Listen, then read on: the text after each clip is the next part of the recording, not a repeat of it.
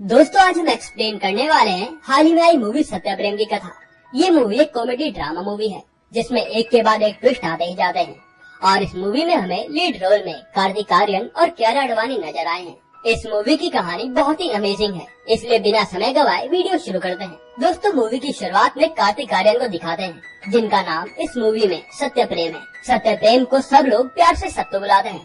सत्तू एक गुजराती फैमिली से बिलोंग करता है। उसके परिवार में मम्मी, पापा और एक बहन है जो कि सत्तू के साथ अहमदाबाद में रहते हैं। सत्तू एक नंबर का बेरोजगार आदमी है जो कि LLB के फाइनल में 3 बार फेल हो गया है और घर में अपने मम्मी पापा की कामकाज में हेल्प करता है। सत्तू के घर वाले उसको बेरोजगार होने का रोज ताना मारते हैं और सत्तू के घर में उसकी मम्मी और बहन गरबा सिखाकर पैसे कमाते हैं जिससे उनका घर चलता है।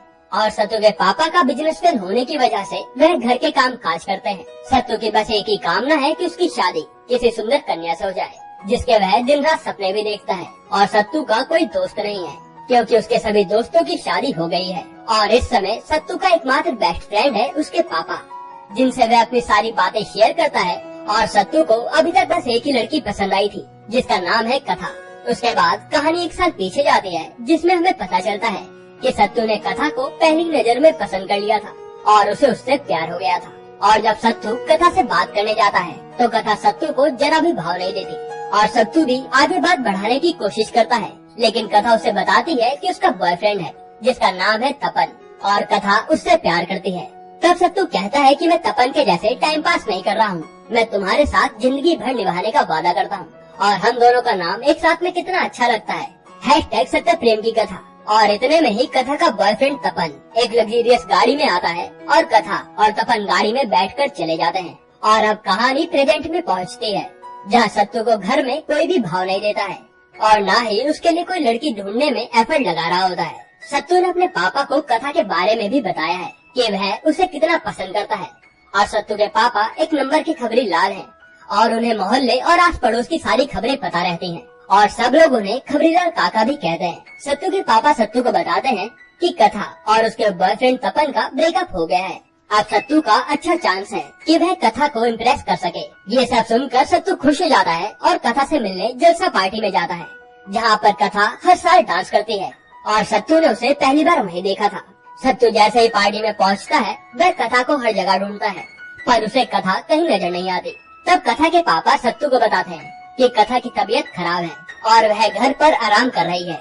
वही जलसा पार्टी में सत्तू के पापा भी होते हैं जो सत्तू को बोलते हैं कि यही तेरा मौका है जहाँ कथा से मिलकर उसकी तबीयत पूछ ले और अपने दिल का हाल उसे बता दे।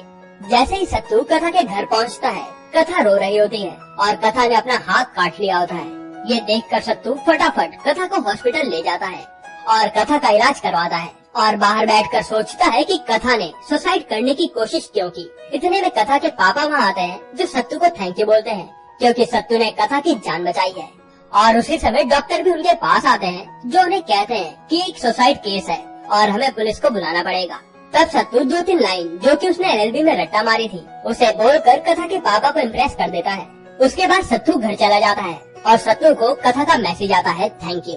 और फिर कथा और सत्तू आपस में मिलने लगते हैं और फिर अगले सीन में कथा के पापा कथा का रिश्ता लेकर सत्तू के घर पहुंच जाते हैं क्योंकि कथा की कहीं भी शादी नहीं हो पा रही थी। दरअसल कथा की सुसाइड करने की बात पूरे शहर में फैल गई थी जिसके कारण कोई भी कथा की फैमिली से रिश्ता रखना ही नहीं चाहता था। और इसीलिए जब कथा के पापा सत्तू को कथा की तरफ इतना अट्रैक्ट देखते हैं तो वो रिश्ता लेकर सत्तू के घर पहुँच जाते हैं। और वहाँ जाकर कथा के पापा को सत्तू और उसकी फैमिली काफी पसंद भी आती है और वो ये रिश्ता तय कर देते हैं। उसके बाद जब कथा को शादी वाली बात पता चलती है तो वह शादी करने से मना कर देती है, लेकिन कथा के पापा उसे इमोशनल ब्लैकमेल करके शादी के लिए हाँ करवा देते हैं और उसे कहते हैं कि अगर वह शादी नहीं करेगी तो वह अपनी जान ले लेंगे। इसलिए कथा भी सत्तू से शादी करने के लिए हाँ कर देती है और कुछ ही समय में सत्तू और कथा की एंगेजमेंट हो जाती है और उनके परिवार वाले शादी की तैयारियां शुरू कर देते हैं। सत्तू इस शादी से काफी खुश था क्योंकि उसे उसकी पसंदीदा लड़की मिल गई थी, उसका सपना पूरा हो गया था। वहीं पर कथा शादी से बिल्कुल भी खुश नहीं थी क्योंकि शादी उसकी मर्जी के खिलाफ हो रही थी। और फाइनली सत्तू और कथा की शादी पूरे रीति रिवाज के साथ हो जाती है और फिर फाइनली सत्तू की सुहागरात आती है जिसका सत्तू बेसब्री से वेट कर रहा था। सत्तू की सुहागरात का बैग डांसिंग हॉल में लगाया था जहाँ उसकी बहन और माँ गरबा सिखाते थे क्योंकि उसका कोई पर्सनल रूम नहीं था। सत्तू सुहागरात में अपनी वाइफ कथा से बातें करना शुरू करता है और उसे बताता है कि वह वर्जन है, उसने आज तक किसी के साथ सेक्स नहीं किया है। कथा सत्तू को बोलती है कि वह काफी थक गई है, चलो सो जाते हैं। जैसे ही दोनों सोते हैं, सत्तू खर्राटे लेना शुरू कर देता है, जो कि सत्तू की बचपन से आदत थी। कथा सत्तू के खर्राटे से जाग जाती है और सत्तू को सोने के लिए नीचे जाना पड़ता है। ऐसे ही दिन ब दिन बीतते जाते हैं और सत्तू के खर्राटों के कारण सत्तू को नीचे अपने पापा के पास जाकर सोना पड़ता है। और एक दिन सत्तू फुल तैयारी कर लेता है कि उसे कथा के साथ सोना है। और जैसे ही कथा और सत्तू साथ में सोते हैं और सत्तू कथा के क्लोज आने की कोशिश करता है, कथा सत्तू को एक कड़वा सच बता देती है, जिसकी वजह से सत्तू के पैरों के नीचे से जमीन सरक जाती है। वह सत्तू को बताती है कि वह एसेक्सुअल है, मतलब कि उसके अंदर कभी भी सेक्स करने की फीलिंग नहीं आती। इसी कारण से उसके बॉयफ्रेंड तपन ने उससे ब्रेकअप किया था। और ये सब सुनकर सत्तू को काफी बुरा लगता है और अगले दिन वह कथा के पापा के पास पहुंच जाता है और अपनी सारी बात बताता है कि कथा की वजह से उसे किन किन फिजिकली और मेंटली सिचुएशन से गुजरना पड़ रहा है। कथा के पापा बोलते हैं कि तुम्हें तो पता ही है कि कथा की मेंटल सिचुएशन कितनी ज्यादा गंभीर है। उसने हाल ही में सुसाइड करने की कोशिश की थी, तुम उसका ध्यान रखो, उसकी केयर करो और फिर चीजें अपने आप ठीक हो जाएंगी और वह तुम्हारे पास भी आ जाएगी। अब सत्तू कथा का ध्यान रखता है और उसके साथ काफी समय बिताता है और फिर धीरे धीरे दोनों काफी ज्यादा क्लोज भी आ जाते हैं और उनके बीच नजदीकियां बढ़ जाती हैं। तब एक रात सत्तू और कथा साथ में सोने लगते हैं। सत्तू कथा को बताती है कि वह असेक्सुअल नहीं है और जैसे ही दोनों क्लोज आने लगते हैं, कथा को घबराहट होने लगती है और वह चिल्लाने लगती है कि मेरे साथ ऐसा मत करो।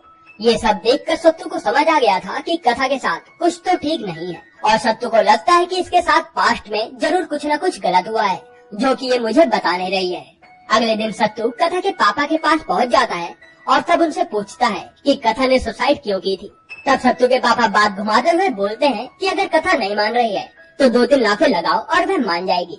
यह सुनकर सत्तू को काफी ज्यादा गुस्सा आता है और वह कथा के पापा के ऊपर हाथ उठाने लगता है, पर वह खुद को रोक लेता है।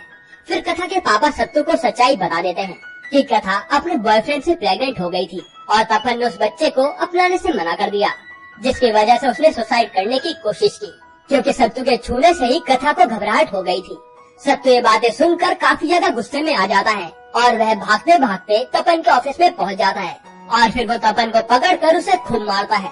इसके बाद सत्तू को पुलिस वाले जेल में बंद कर देते हैं, पर सत्तू शाम को जेल से जैसे तैसे छूट जाता है।